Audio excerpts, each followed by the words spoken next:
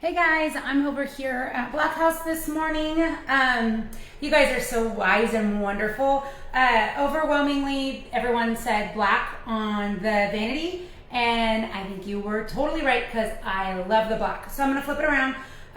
We are getting towards the end of this project, which is always really exciting. We still are gonna paint the whole outside though because I didn't like how it looked, and it did need, you know, some caulking and filling and stuff like that. So might as well get it painted all pretty. So look at that. The black vanity looks so good, especially considering, you know, we have the black light. I'm gonna turn that off so you can actually see the light, but I think it looks great. So I really like the black vanity versus the white. I think today the gold pop-up is going to get delivered. A way to make your spaces feel high-end without spending a ton of money is to keep the same finishes. So instead of having, you know, a brushed nickel pop-up drain, since you have gold here, either doing it gold or black, we'll keep it looking kind of high-end because it's all the same vibe. I am still trying to find a tub drain that epoxy product you can see there didn't quite get down in that spot, and I struggled a whole lot with that spot because you do not want that epoxy product getting in your drain. You don't. So you have to tape it off and, you know, do work to make sure it doesn't go down the drain, but yet you want it to go far enough that you know, it covers up any of the old tub. And as you can see, it like barely doesn't. So I don't know if I'm gonna be satisfied with it not being completely right, or if I'm gonna have to buy a touch-up kit, which I hate because I'm only using a little bit. So I hate purchasing the touch-up kit for literally like drop of product. But I do have an old cast iron sink that we took out of Randolph House that was just not deep enough for it to work in the kitchen. So I thought, well, I could reglaze that and just use some of that there. So I don't know, we'll decide. But as you can see, we have all of the flooring down in here. We still need to paint the door, got the fan up, and then our kitchen is looking great, guys. We went ahead, once again, I said I wasn't gonna touch this kitchen because it really wasn't bad when we bought it.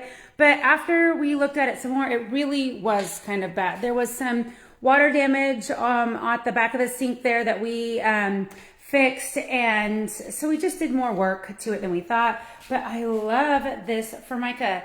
It is a Formica product. It's like an HD Formica product. Let's see if we can kind of get... Okay, see how that kind of has like some honing there to where it's not just all flat. So that's going to be the difference between your like higher end Formica and just the basic Formica. So painted everything. Iron ore, one of my favorite colors from Sherwin-Williams. We always have white subway tile, and I love white subway tile. It is a classic, always going to be in style. So we did white subway on the backsplash. We still need to, this weekend, we're gonna change out the rest of the light switches, and then we need to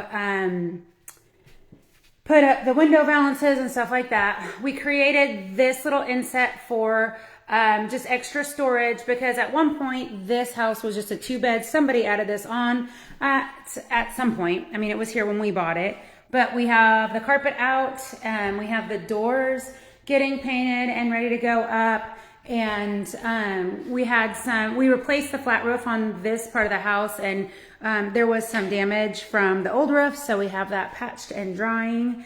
And then out in the laundry room, I'm gonna do some fun, funky wallpaper on this wall right here, and I'm super excited about it because anytime I can do something kind of quirky and weird, I enjoy it. So Black House is almost done. I'm really pleased with how it's turning out. It's one of those things where sometimes when you work on these projects, it feels like it's never gonna get done. And then like within a week, it's, oh my gosh, it's almost done. So then after we get everything done, of course, we'll have to clean everything because construction is messy, but she's looking gorgeous.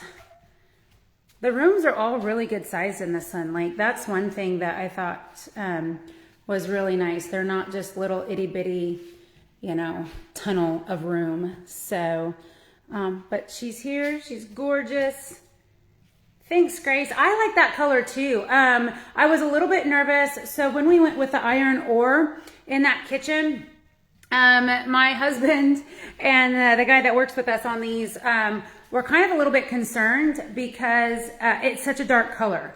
And this kitchen was so dark because the only light was over there in that corner and then the one above the sink. And so it felt just like a cave. And so we added 6 can lights. So there's tons of light in here. And I figured if we did that, we could get away with the black, especially since we're doing white backsplash, white walls, and white ceiling. So we still have plenty of bright and light colors in here. So we can kind of get away with the dark and moody because we're juxtaposing that with the light and bright. So that is Block House. I'm so excited. So I was surfing Pinterest and I found this house to me just feels so mid-century modern. Just how it's constructed, even like the fixtures we chose, all that. I'm gonna try to do a cedar wrapped corner and do big numbers vertically coming down on that that corner. I did choose, let's see, let's get you a color sample here. I chose a color called Urbane Bronze for the front, which, whoops, oh lordy, I don't know what I did. Switch it around. Which is actually, I know it may look black here, but it's actually like a really deep dark brown.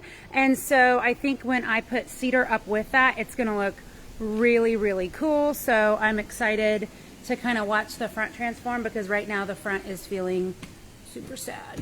But the inside is great, no longer stinky. Every house we get is stinky. And the next house coming up is the nicotine house, which I'm going to try different products to clean nicotine off ceilings and walls. So that's going to be exciting.